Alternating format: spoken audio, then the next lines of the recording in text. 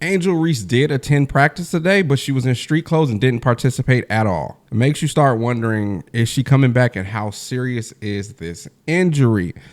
She's been out for the last, I want to say 3 weeks. I think she played one game over that 3-week span. And it looks like somebody that's not wearing practice clothes or participating at all. It does. I know the coach is saying it's day to day. That doesn't sound like the best situation.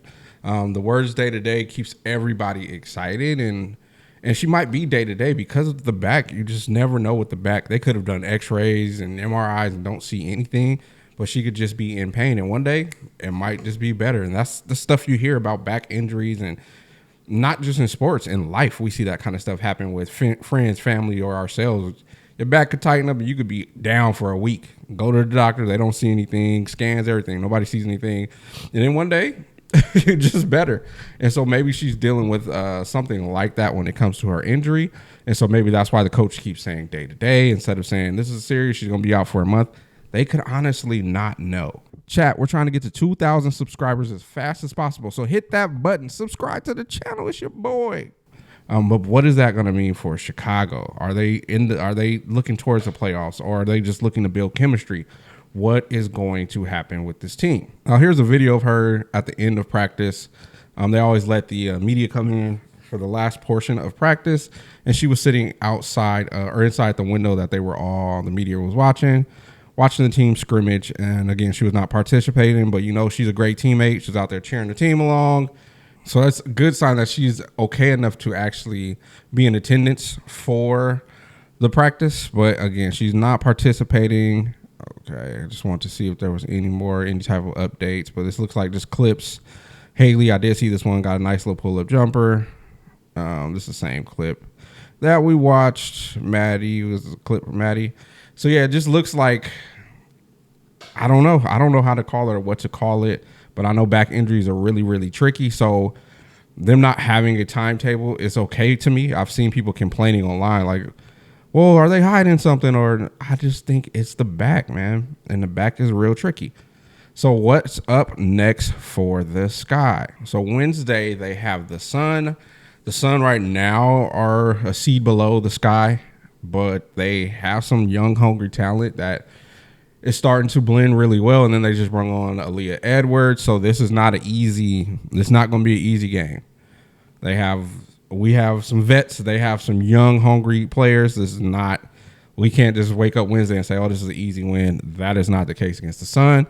Valkyries, we know they play hard and they're able to beat anybody, anytime. The Storm are storming. They're up and down, but they have so much talent that the Sky could possibly be in trouble with that one as well. The Liberty are the champions, the reigning champions, and one of the favorites to come back and win again. So again, it's not a walk in the park. Luckily, we get the Sun again at home. The first one was on the road. We get the Sun again at home. Because we're at home, I feel good about that game. It's at 3:00 on a Saturday. I feel great about that game being at home. And then we have the Aces coming into town. And Asia just put up a 32-20.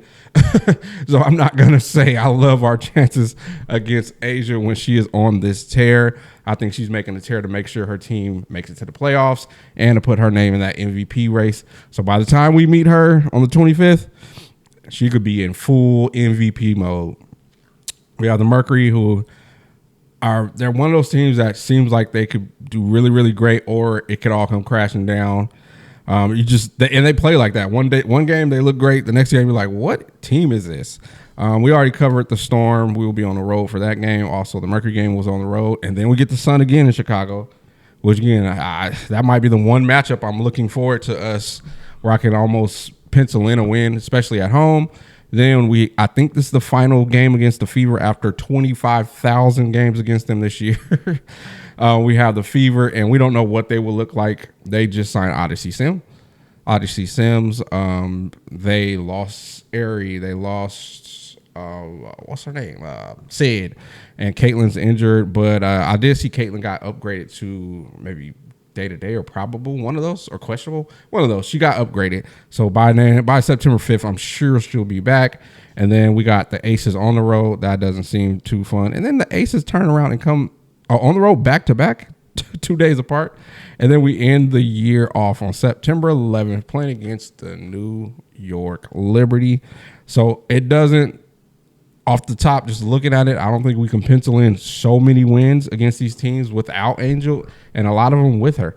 The talent just kind of just doesn't line up for us to go and make a lot of noise against the rest of the schedule. Again, we have the Sun, luckily, I think 3 times. So those are 3 games we could really, really fight for. The Valkyrie will be the next easiest matchup, but the Valkyrie have a tendency of spanking everybody at some point in the season. So that's not going to just be a quick game, an easy game to go out and win. So just looking at everything, the back, like I've been saying, there's nothing to play with. And I hate that we see the day-to-day thing. I would love to have something to look forward to. And they're not telling us if she's progressing or not. And it might be something, like I said, with the back, you just never know. It could be something that's unidentified. They can't figure out what's going on. And with the back, you just don't play with the back. So I know us as fans, we're hungry. Angel was playing incredible ball. She was averaging in July, I think she was averaging 18 and 14, something like that, almost 19 points a game. And it was exciting, 3 or 4 assists. It was exciting. We were watching a sophomore player really starting to come into their own and identify their role in the league, not just on the team. And it was exciting. It was fun. And it got taken away from us. With that, we're just not the best team. So without her, we're not getting much to cheer for. We're getting blown out most of the games. So we're all looking forward to her coming back so we can get more opportunities. She brings them more chances to win. I think they're like 1-8 this year, 1-9 this year without Angel. And so our chances to win, I don't want to say solely, but mostly rely on if she's in the game, at least that gives us a punching chance. We only have really one player that has the skill set to take over a game with Ariel, and she's just right now only putting up 8 shots a game, which that's not enough to win a game. Your best player can't just put up 8 shots and expect to win a game. It's not enough. So right now, it's, as a fan, let's be honest, it's hard to watch, but we sit there and we watch it because we're fans and we support a lot of the people on this team. We love Milla, love Maddie. We want to see Haley do great. So we stick it out and tough it out.